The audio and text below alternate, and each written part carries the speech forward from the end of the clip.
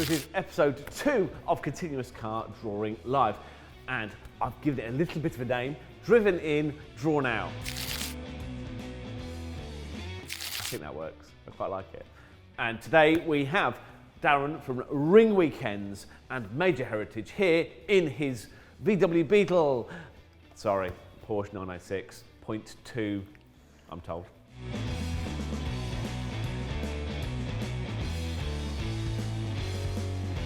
I'm going to have a chat with him via Instagram Live right now, which you can then re-watch, but that'll be part of the video when this comes out as well. And we're going to do a drawing of it here in the Continuous Car Mobile Studio. Somebody said, oh, they want to you to colour in my grey hair while you've got the pens out. I haven't got enough black pens. There's not enough black pens in the world for that, to be honest with you. There's just not enough black pens. What do you use in your beard? I'm going gracefully grey. That's my plan. So I don't end up looking like my dad even more than I already do. Aren't you supposed to be drawing the car? All right, we have a chat. Right, so I am drawing this this Porsche. You've told me it's the 996, and it's the prettiest and the rarest of them all because of how it looks. Yeah, we can start off with that if we want. I like these cars. I like the 996s. It was a very important car for Porsche, and I never ever thought I would in a million years be able to own one of these things. I spent so many years watching them go around tracks on events, and you just kind of get a bit blasé about them, but then you remember that they didn't make very many at all, and the GT3s, and they kicked off the whole GT3 kind of thing, was the 996 shape, and yeah, I really like them. So, like, as you know from earlier, when I went to look at your boots and looked at where your engine is, it's quite obvious I'm not a Porsche owner. Yeah, you looked at the back. I looked Tell at the me wrong... you don't own an i11 without telling me you don't own an i11. I did that coming through customs once in it. The customs guys at in Calais were like, yeah, open the boot, and I'm like, yeah, fine. And he pointed at the back, and all his mates were laughing at him. And I said, yeah, no problem. I got out, opened it, and showed him the engine. And all his mates were laughing their heads. Well, I mean, that's good. That's how you can, solve a situation with humour. Yes, I don't know what he wanted. He didn't seem very angry, so I assume I got away with it. Yeah. So, I'm very aware that this is a GT3, but not an RS. So, the RS models, The RSs were quite special. The Rennsports were a lot special. They made in these Gen 2 GT3s, they made 240 right-hand drive ones. I think they made about 114 RSs. So these were rare, but the RSs were a lot rarer.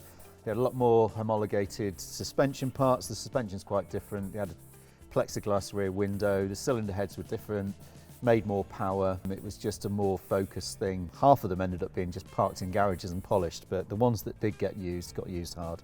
And they were great, just great cars. I mean, obviously Porsche, it's a cracking brand. It's full of heritage. And for your business, you run Ring Weekends, which is the track days over and abroad. And obviously, we had a conversation during lockdown where we talked about, and obviously things weren't happening. But now, back on, fully out and back at the tracks that you know and love. Yeah, it was a funny old period, that whole kind of lockdown in 2020 and 2021, and anyone involved in the events industry especially, I mean, all sorts of people had all sorts of challenges, but we can only really talk with authority about what we know, and you and I are both heavily involved in the events industry, as it was just a really strange time. So for me, it was I was trying to interpret different countries' entry rules and regulations at different times and trying to time all that because my business relies very heavily on getting people from different countries into Germany to drive on the Nürburgring, and then out again and keeping them safe while we were doing it. So it was kind of a real challenging time. I moved out of the UK for 7 weeks at one point just to be able to then go to enter Germany legally, and the route that I had to do it was I had to spend so much time out of the UK and so much time in a green country before I could then enter Germany legally. And I did want to do it all legally as well. I know a lot of people kind of just ended up just doing things anyway without paying much heed to it. But yeah, 2020 was a challenging time. Let's put it that way. We've got a great bunch of customers that kind of, understanding customers as well. And now we're in a position where almost back on an even keel. I'd say in terms of demand for events, everything's kind of sold out within 8 days for the 2023 season. It was just incredible. I mean, and certainly I find that with being back out this year particularly. I mean, last year there was still a little bit of like nerviness about putting on events, and so some of the stuff didn't happen. But now it's like it's properly back. You're like, seeing it as well. Oh God, absolutely, 100%. Like even booking 4 events where normally you can not be a late booker, but you can kind of go, okay, I can wait till a little bit later on in the season. Yeah. But now you've got to book now for the likes of Goodwood, Revival. Those are kind of September, October events. They're now you book now. Yeah. So if you want to be there as a trader or in any kind of way, that's I mean in many ways it's great to know that the confidence is back in motorsport and motorsport in the industry in the things that we both connect and work in really. So it's funny, isn't it? Because I wouldn't have really have said that everything was going to come back as strong as it has done, but it's warmed my cockles that people still want to go out and still want to do these things because, and again, I can't speak for anyone else in the events industry. I'm just guessing that a lot of event organisers were kind of, we're up against it. We're thinking quite hard about how they were going to survive. And as you know, with Motorfest even, we've had a torrid time with Coventry Motorfest. Torrid time. I've got an outline. Look at this. We've had a little chat, and there we are. There's an outline of your car. Oh yeah, that's quite pretty. I can see it on my phone here. Look. Yeah, there he is. And you can see it in real life. So what blue is it? It's cobalt glow. Cobalt. So it's not just blue. Come on, it's never blue. just blue, is it? It's cobalt. Have you got that shade in your Sharpies? I reckon over here, bit of that. No, that's a bit dark. It needs a bit of being metallic. Yeah, I've got a bit of that as well. Do not worry, I'm on it. So you mentioned briefly just there about Motorfest. So this is something that you're heavily involved with. You are the track side of it is your baby. Is your you kind of make sure it's all run correctly. And obviously last year, unfortunate circumstances, it had to be pulled literally the day before. We haven't run a full-scale Motorfest since 2019. It's mad, isn't it?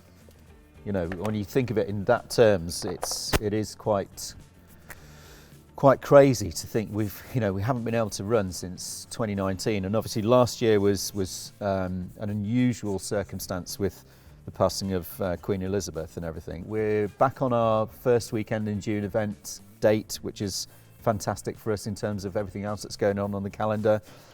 Again, there looks like there's plenty of support for the event. There's plenty of kind of interest from sponsors, from trade partners, from participants, from the public. It's all looking quite good. So I'm a little bit apprehensive because we haven't ran since 2019, but I am taking some comfort from the general demand for events that you and I are both seeing across the sectors. I mean, I still find it absolutely bizarre. Like, if you said to me, the one city you're going to shut down the ring road of for one weekend in a year, and it'll be okay. Yeah, you'll get the permission to do it. Cov, like it's reliant on that very tight circular ring road around the city centre. Yeah. I mean, it still amazes me that it happens and it happens brilliantly. Yeah. But throw it out to like when you first kind of came up with the concept or when the concept was born. Like, did you ever think you'd be able to do it and do it so well? And what were the kind of the hurdles, or when you had to go to somebody and go, right, this is the idea, were the people going, no chance, that's never going to happen? Yeah, there were a lot of people saying that it was a big ask, but there were a lot of very forward-thinking people at Coventry City Council that actually at the time, James Noble had come up with the concept, and I got involved with it kind of through the planning period of the first ever event because somebody had seen me on Twitter and knew that I ran track days, and they thought, oh well, they can get Darren involved. He can kind of help with the admin of the track. And I think at the time that we floated, or James floated the idea, all councils and the public sector in general were really strapped for cash, coming off the back of the 2008, 2009, kind of 2010 crash. Yep. And Coventry flipped it, and they said, we're going to come up with a culture of saying yes to good ideas, or to any ideas. We'll say yes, and we'll see how they go, and they took a very adventurous kind of view on it, which really enabled us to get away with doing what we've done, because we had half an eye on becoming the first city in the UK to have street legal racing, which would have been since the Birmingham Super Prix of the late 80s. Yeah. Which you still see like footage, post 6R4s and Jack. Yeah. Amazing event. Yeah. Amazing event. And so there was a lot of law changes that were going through Parliament at the time, that we thought we want to be the first. We want to get in a position where we can be the first people to take advantage of that new legislation, which ended up going through and getting royal assent in 2015. And then we were kind of like straight on it, and we had the first street legal competitive motorsport event in the UK city centre since the Birmingham Super Prix, which for us was a bit of a coup.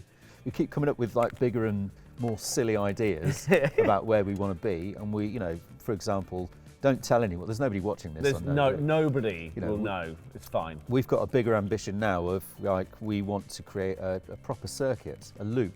Okay. And have some, proper racing, rallycross kind of, or demonstration facilities in the city centre of Coventry. So we've got some fairly fully fledged ideas about a track, where it goes, what it looks like. We've had, designers working on it, and we've had conversations with Motorsport UK, and we've had kind of conversations with the FIA about all of this. So, that's a long-term goal for us, and it's going to take an awful lot of like putting together, but that just shows the direction that we want to go, and it shows how forward-thinking Coventry City Council are as well. So without them, none of it really happens. So.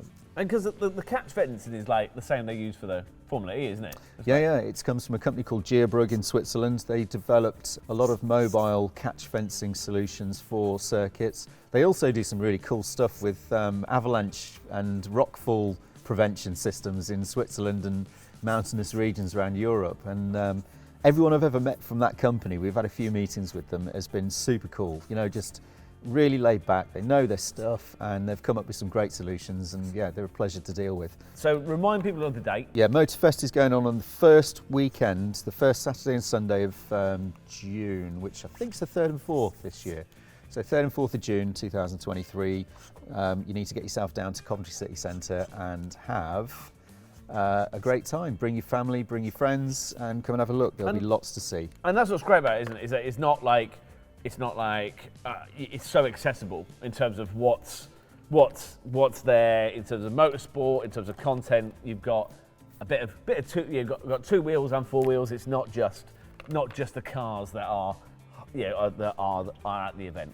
We've been working on street food, so we've got a lot of street food on offer from local companies. We've always wanted a musical element, so we've always wanted live music to be part of like the festival, and we've had some kind of big ambitious kind of plans for that have some of them worked and some of them don't, but there's always a musical aspect to Motorfest.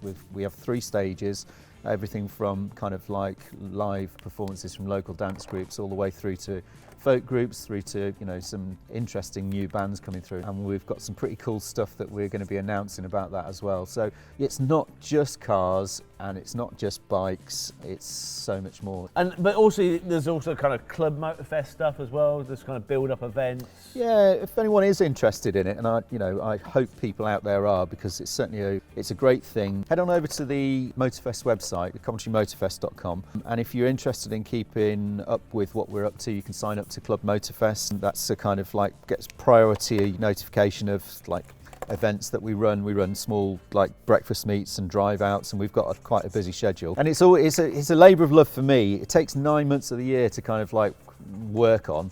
And like you, I end up kind of, by the time we get to April-ish, I'm kind of not here very much. Yeah. Because I'm out and about. I mean that is the joy of living in Cov. Is that I mean, that's what I always say to my wife. Is that as long as we stay in Cov, because it's a great city to get out of. To get M1, it's kind of like you can. It's very accessible to get out of. Yeah. Which I mean, I know it's a bad way to sell a city, but it is useful to jump on the M6, M1, M42, M40. Yeah. Great. Yeah. Centre of the universe, mate. I've got Nürburgring He's there. Track day hubs. My son's just joined, and he's supposed to be studying up in Liverpool. Get on with your work, son. Really Get on hard. with your work.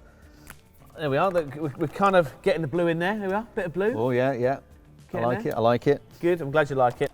So in terms of your Nürburgring events and your track day stuff, so what's what's the next one, and what are you looking forward to this year? What are you looking forward to?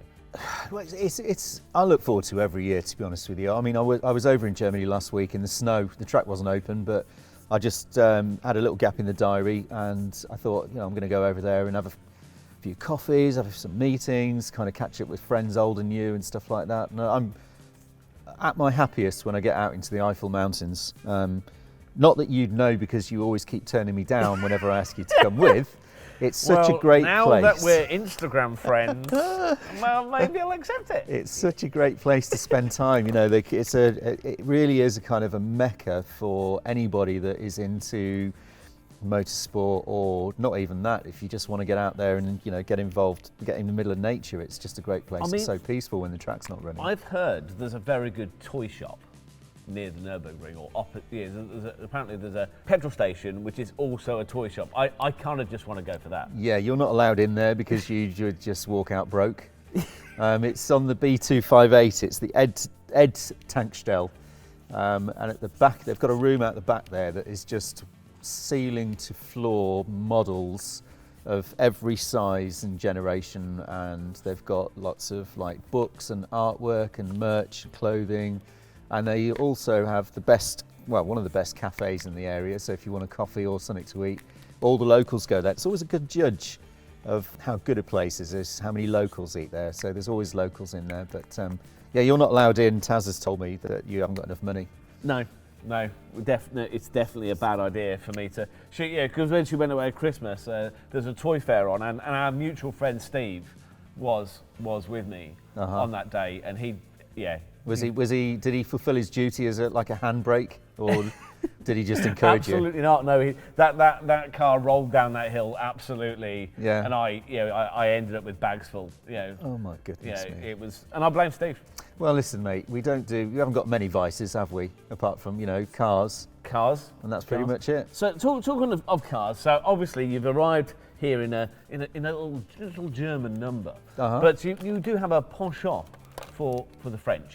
Yeah, it's about 50-50 at the moment between my French clutter and my German clutter. Why do I like French cars so much? I think it's probably my dad. He started his apprenticeship here in Coventry in the mid-60s at Roots Group, as it was then, and he basically stayed with the same company as it morphed from Roots to Humber to Chrysler to Talbot to Peugeot Talbot. Then he retired from Peugeot, and all the way through that, we were there in the background, and he used to turn up home with the various whatever Peugeot that was about to be launched, or the Talbot or whatever, and we used to, as little kids, we used to be in the back of it, kind of mooching around, and that was where my love for that particular brand came from. Notwithstanding, of course, the French do make a fine motor car. And the 205 is that's your thing. 405 is my baby. 205s I've always had a thing for, and I've collected a few of them, and I have kind of enabled and worked on restorations for a few of them, and it was quite cool recently because I got to be on the Salvage Hunters Classic Cars with Drew and Paul. Now I need to get a autograph. You need to get an autograph. Famous. What, from me? Well, I've already got it actually. I You've look got at one it from me. every time I drive this car. Do you want me to introduce you to the famous telly people then? Wow. Paul Cowland off the telly, I'm sure he'd do. Who doesn't know Paul? Paul doesn't know Paul Cowland off the telly. The legend that is Paul. But they did an episode that aired recently actually, where they restored a 205. It was quite cool. It was interesting actually because it had an insurance cat on it. It was a cat C or D from back in the day, and then Paul had managed to get it inspected and this reclassified, which I thought was quite a cool thing. I didn't know you could do that, but car's lovely. Change it. So normally if it's been classified as not a certain way, but you can change it now. Yeah, you can change it. You always could. I just didn't know you could. Is that a structural thing? Like the inspection that the car has to go through apparently is severe. If it's not exactly as it was when it left the showroom, the guy just says, no, you're not having it. And I think it was, I think it can be things like, well, it hasn't got the correct fog lights fitted to, this is modified, or, there's paint runs there that wouldn't have been there when the car was delivered originally. And anything like that that's not 100% stock and original, the car gets rejected and it doesn't get reclassified. Okay. Which I thought was quite interesting. Oh. So on the logbook now, I believe it says, condition inspected instead of Cat C write-off or Cat D write-off or whatever it would have been. And I presume from your knowledge of these things, you can kind of look over a 205 and see the differences and see the changes and from 20 paces usually. I don't need to look any. If I get 20 paces away and I don't instantly turn around and walk off, then I'll look more closely. But 9 times out of 10, you can tell from 20 paces away if the car's been smacked about or not. Is there a car that you've not yet owned that you kind of go, I really want that on there? Either in the, just because if you've got the 205 GTI, you've got the 405. Is there something in between that you go, I need that as well? No, not especially. Not in terms of purchase. There's always a long list of cars. I mean, who hasn't got a long list of cars they want to own? True. There's always the list. But you kind of get to a point of the admin on keeping all of these cars kind of MOT'd and taxed and roadworthy and in good fettle and then also trying to use them on rotation. That always gets a bit kind of difficult, or no, not difficult, that's not the right word. There's a lot of work involved in if you've got a fair few cars and you like to kind of get them out and use them. And there's an ebb and flow to life about priorities. Some people, your priorities are your relationships, your children, kind of your work, career, etc., etc. And with me, it's no different. There's things I want to achieve, and owning more cars at the moment isn't necessarily part of it. I've got to a good position where most of the stuff that I want on the road is pretty much on the road. I've still got a few bits that I need to kind of deal with and figure out whether I'm going to initiate more restorations and start working on more projects, or whether I'm just going to kind of just hold back for a little bit and just consolidate and just focus on other things and maybe growing the business a little bit more, or consolidating it. But I don't know. What do you reckon? Should I start another 205? Anyone watching out there, or anyone watching, should I do another 205? Let's start. I quite fancy building, I've got a couple of A-plates, really early 1984 GTIs that obviously they're a couple of years away from being 40 years old. In fact, it's 40 years anniversary for the 205 is this year. Oh, right, okay. They were launched in 83. So, of course, you and I know when a car's 40, it gets classic status, and then you can do all sorts of stuff with it. You can drive it into the centre of London or Birmingham or any of these clean air zones, and you can kind of use them. And I mean, just go to the kind of because obviously the last few years, like things like COSs and all these kind of hot hatch stuff, as all the values have really gone up. Because I guess people who were once it was a car of their childhood, and now they want to get into it or can potentially own it, so they want to get into it. But it's now what was a 205 price new in 80? What was it? 9 grand, I think it. By the time they went out of production, they were like 13 grand. And they're going for everything from if you've got a nice 205 with sensible owners, it's in really good nick. You could be asking anywhere from 10 to 25 grand for it. If you've got something like that's an outlier, that's something's really special. For example, the car that went through auction in France, was it last year or the year before, that fetched 87,000 euros for a 1.9 205 GTI. You've got everything in between, and really it's the one thing. Obviously, it's a ball ache if you want to own these cars, and this is why I drive a 911, because the values on 911s were just rising more quickly than I could realistically earn money. The value, I was chasing the values for years on these, thinking, right, I'll keep saving them, maybe I'll afford it. No, they've gone up. All right, I'll save some more, maybe I'll afford it. No, they've gone up. It's hard from that point of view to get into these cars now, because the entry point's higher. However, what it means is, for a lot of the project cars that are kicking around that have been sat in people's garages for years, the rise in value actually means a lot of these cars are now viable to restore. So you can put the time and effort into them, and you're not going to be so much underwater as you would do if you were kind of spending 10 grand on a car that was still only worth 500 quid. Because that's all these GTIs were worth. For years it was like, we were buying and selling them for 300, 400, 500 quid. In fact, half the stuff I've got now I bought for you know, 500, 600, 700 quid a car, complete cars. Yeah, not just And a bit of it. I've parked them away, and now, you know, even like just sat there doing nothing, I could probably sell them for like 2.5 grand each, and I literally haven't touched them. Yeah, that's how crazy it goes. But you could put 10 grand into them, and the end value will mean that you're around there or thereabouts. So it makes rescuing a lot of these cars more viable, whereas before they would just get scrapped. Yeah, I guess things like back when they had that scrappage scheme and stuff, a lot of cars would just It breaks my heart. Breaks my heart. And they're talking about it in London as well at the moment. You know, with the ULEZ and and I just hope that people this time round, you know, see the value because of what's happened in the used car, classic car market in terms of values on some of this, you know, kind of stuff like that we like, you know, the 80s and 90s hatchbacks. I just hope that people out there who've got one of these don't get suckered into scrapping them for no money when they could be going to another enthusiast. Yeah. And living out another life, because, you know, we've all got to.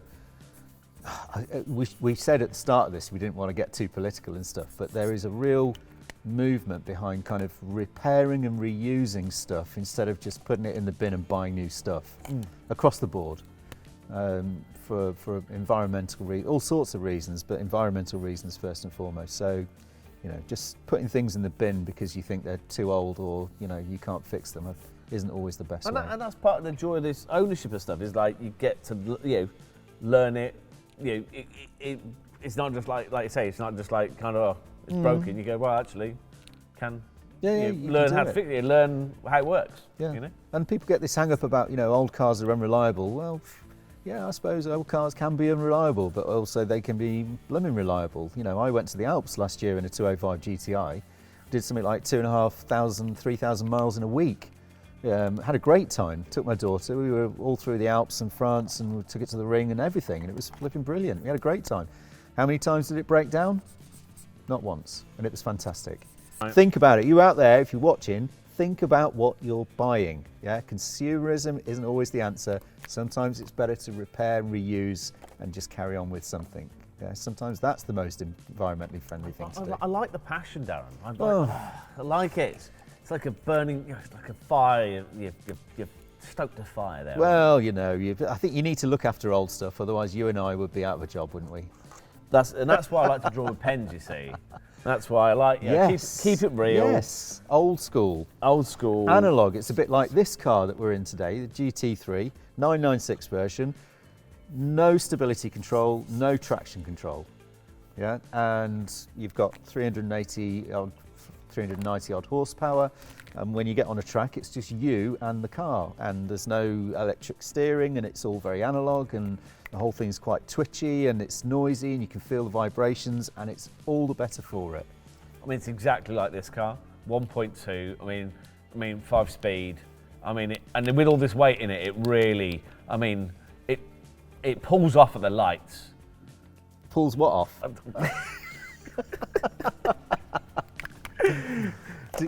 Well, I will take your word for it. I've never been in that car, actually. You don't want to? No.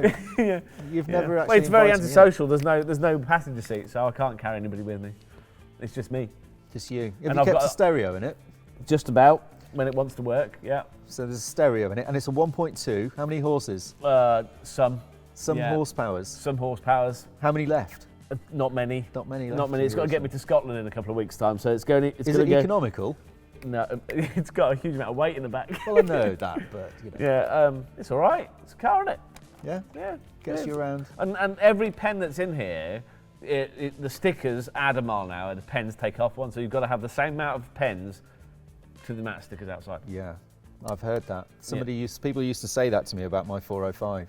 Because when I first bought that car in 2005, I think, I had it completely stickered up. I bought that 405 to go to the ring, around the ring, and back from the ring. And that was all it did. And to promote the business and just to show people how to get around the ring without crashing and dying. And it had loads of stickers all over it. And everyone used to say, oh, that's the only reason it goes at all, is because you put loads of stickers on it and given it a couple of extra horsepower. So as this image is you at Spa, so would you say Spa or Nürburgring, or are they just two very different places? Yeah, do they both tickle your fancy? Are they both? They're both.